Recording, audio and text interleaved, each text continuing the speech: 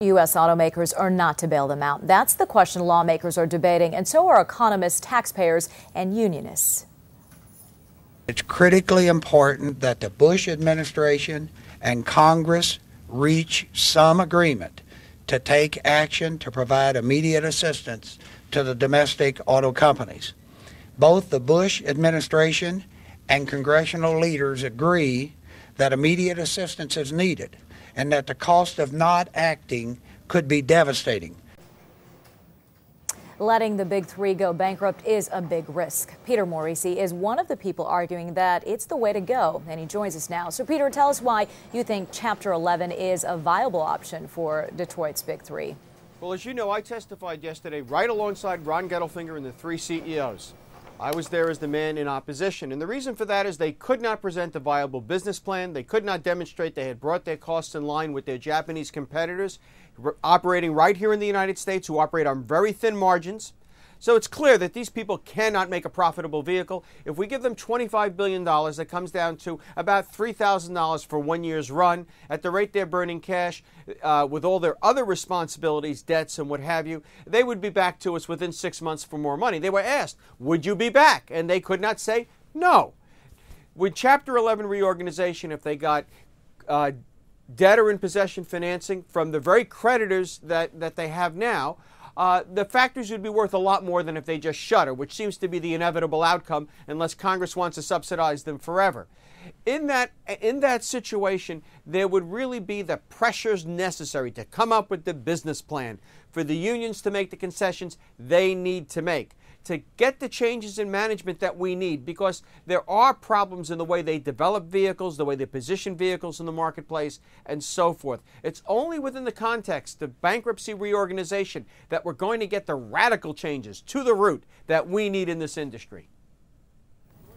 And you obviously made your remarks in front of CEOs and lawmakers, but if you were face-to-face with some of these workers who have to put food on the table and are at risk of losing their jobs, millions of jobs, what would you say to them? You know, I've actually done that because I've been in numerous broadcasts in the Detroit area and taken their questions and certainly their phone calls. If we don't do this now and we take some money from the federal government and put it into the automobile companies and we prop them up for a year or two, they'll be even weaker and smaller when they go through Chapter 11 in 2 or 3 years than they are now.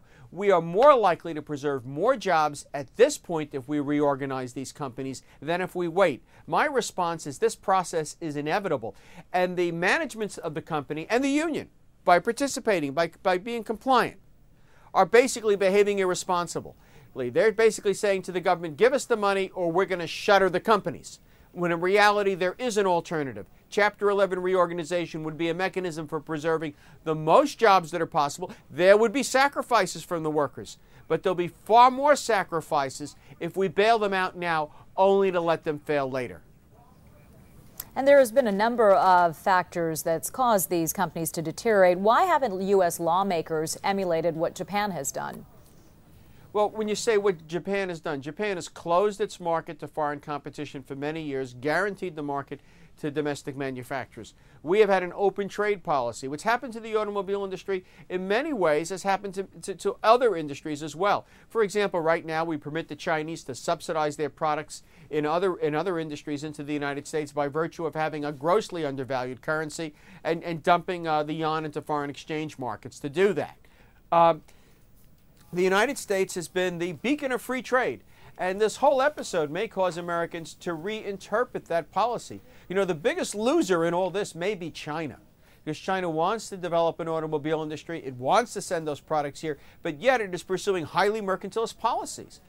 It won't let us export cars to China. It has a very high tariff, and when we produce there, we have to import our parts, so we're moving our supply chain there. If the United States wakes up and decides it wants a competitive automobile industry, forces these guys to restructure, then a part of that policy may be to be as protectionist as countries like Japan and China are now. If you ask us why we're not like the Japanese, then you should ask us why do we let Asian vehicles in here?